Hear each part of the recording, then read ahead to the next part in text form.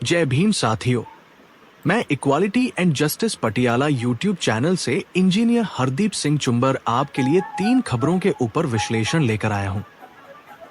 ये 3 अलग अलग जगह की जातिगत हिंसा की घटनाएं हैं। इन तीनों जातिगत हिंसा की घटनाओं के विश्लेषण को हमारे 2 सहयोगियों ने आवाज दी है। चलो हम बिना देरी करे शुरू करते हैं। नमस्कार। आज हम भारत में हाल में हुई जाति से जुड़ी हिंसा की 3 काफी परेशान करने वाली घटनाओं पर नजर डाल रहे हैं। हाँ, एक घटनाएं चिंताजनक हैं वाकई। हमारे पास तमिलनाडु और उत्तर प्रदेश से आई अलग अलग रिपोर्ट्स हैं। कोशिश यही रहेगी कि समझें कि इनके पीछे वजहें क्या हो सकती हैं और समाज पर इनका क्या असर पड़ रहा है। बिल्कुल, और ये देखना भी अहम है कि कैसे अलग अलग जगहों पर बिल्कुल अलग वजहों से ये जाति का तनाव हिंसा में बदल रहा है। हाँ भाई, चलिए शुरू करते हैं फिर। तो पहली घटना तमिलनाडु के तिरुनेलवेली से है। वहाँ चेन्नई में टीसीएस में काम करने वाले एक 27 साल के दलित सॉफ्टवेयर इंजीनियर थे, कविन सेल्वा गणेश। उनकी हत्या की खबर है। हाँ, मैंने पढ़ा इसके बारे में। हाँ, आरोप ये है कि उनकी प्रेमिका सुभाषिनी, जो एक सिद्ध चिकित्सक है, उनके 21 साल के भाई एस सूरजित ने उसने बातचीत के बहाने बुलाया और फिर कथित तौर पर चेहरे पे मिर्च पाउडर फेंका और हंसिए से हमला कर दिया। ओह, ये तो बहुत भयानक है। हाँ, और बाद में उस लड़के ने, सुरजित ने, सरेंडर भी कर दिया। देखिए, इसमें जो बात ध्यान देने वाली है वो ये कि इसे सिर्फ एक अंतरजातीय रिश्ते का मामला नहीं, बल्कि कथित ऑनर किलिंग के तौर पर देखा जा रहा है। Honour killing? हाँ, मतलब परिवार की इज्जत के नाम पर हत्या।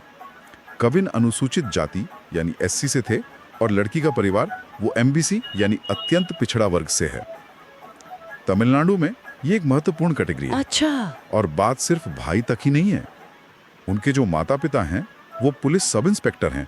उन पर भी उकसाने और धमकाने का आरोप लगा है। क्या, पुलिस वाले? कि हाँ, सरवनन और कृष्ण कुमारी। और मामला SC/ST एक्ट के तहत दर्ज हुआ है। ये एक्ट खास तौर पर दलितों और आदिवासियों पर होने वाले अत्याचारों के लिए ही है। तो ये घटना साफ दिखाती है कि कैसे जाति को लेकर जो सोच है और ये इज्जत का गलत मतलब वो कितनी बड़ी त्रासदियों को जन्म दे सकता है। और जब इसमें पुलिस अधिकारियों के ही रिश्तेदारों का नाम आ जाता है तो क्या इससे जांच पर असर नहीं पड़ता? मतलब निष्पक्षता पर सवाल उठता है ना? हाँ बिल्कुल, ये एक बहुत अहम सवाल है। जब कानून लागू करने वालों के परिवार ही शक के दायरे में आ जाएं, तो जाहिर है जांच की निष्पक्षता बनाए रखना एक बड़ी चुनौती बन जाती है और पीड़ित पक्ष का भरोसा भी कम होता है। सही बात है।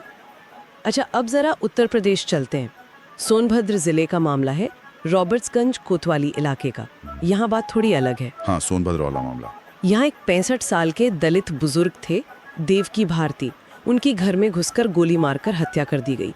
पुलिस ने 3 युवकों को गिरफ्तार किया है, पंकज पांडे, अनिल चौबे और अजय सिंह। हाँ, इसमें शुरुआत में तो बात जमीन विवाद की आ रही थी, है ना? हाँ, पहले वही लग रहा था। लेकिन फिर शुरुआती जांच में और आरोपियों के हवाले से जो खबर आई वो ये कि वजह शायद शराब के नशे में हुई गाली गलौज थी। अच्छा। हाँ, मतलब आरोपियों का कहना है कि वो बुजुर्ग अक्सर नशे में उन्हें बुरा भला कहते थे, तो पुलिस इसे फिलहाल आपसी रंजिश मानकर चल रही है।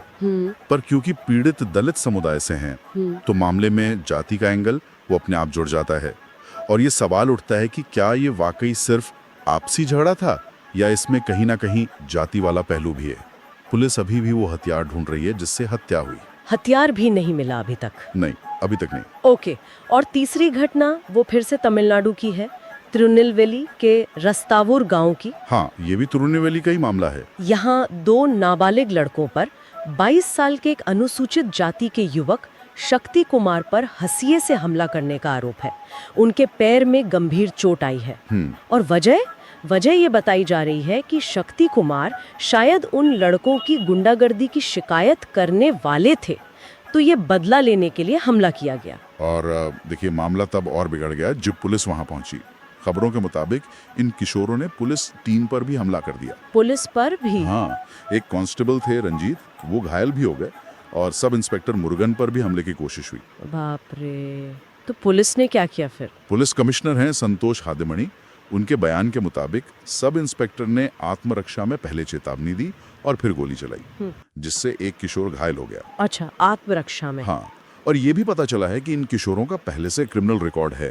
मतलब पेट्रोल बम फेंकने और हत्या जैसे गंभीर मामले भी हैं इन पर। नाबालिग हैं और इतने गंभीर आरोप? जी, तो इस मामले में भी SC/ST एक्ट समेत कई धाराओं में केस दर्ज हुआ है। ये घटना देखिए, किशोर अपराध, कानून व्यवस्था और जातिगत हिंसा, इन सब का एक खतरनाक घालमेल दिखाती है। तो अगर हम इन तीनों अलग अलग मामलों को एक साथ देखें, एक तरफ कथित ऑनर किलिंग, दूसरी तरफ आपसी झगड़ा जिसमें जाति का एंगल जुड़ गया, और तीसरी तरफ ये किशोर अपराध से जुड़ी हिंसा, तो क्या समझ आता है इससे? सही कहा, ये घटनाएं यही दिखाती हैं कि जातिगत तनाव और हिंसा कितने अलग अलग और चिंताजनक तरीकों से हमारे सामने आ रहे हैं। हर मामले का अपना एक अलग पैटर्न है। बिल्कुल। और ये कानून व्यवस्था के सामने जो चुनौतियां हैं उनको भी उजागर करती हैं। जैसे पहले मामले में पुलिस अधिकारियों के रिश्तेदारों की बात आई, या सोनभद्र में हथियार का न मिलना, हाँ। या फिर इस तीसरे मामले में किशोरों का बढ़ता अपराध और उनका पुलिस पर ही हमला कर देना। ये सब समाज में जो गहरी जड़ों जमाए हुए पूर्वाग्रह हैं और जो हाशिए पर मौजूद समुदाय हैं, उनकी सुरक्षा को पक्का करने की जो फौरन जरूरत है, उस तरफ इशारा करते हैं। वाकई ये सब सुनने के बाद ये सवाल मन में आता है कि सिर्फ कानून को और सख्त करने के अलावा समाज के स्तर पर क्या किया जा सकता है?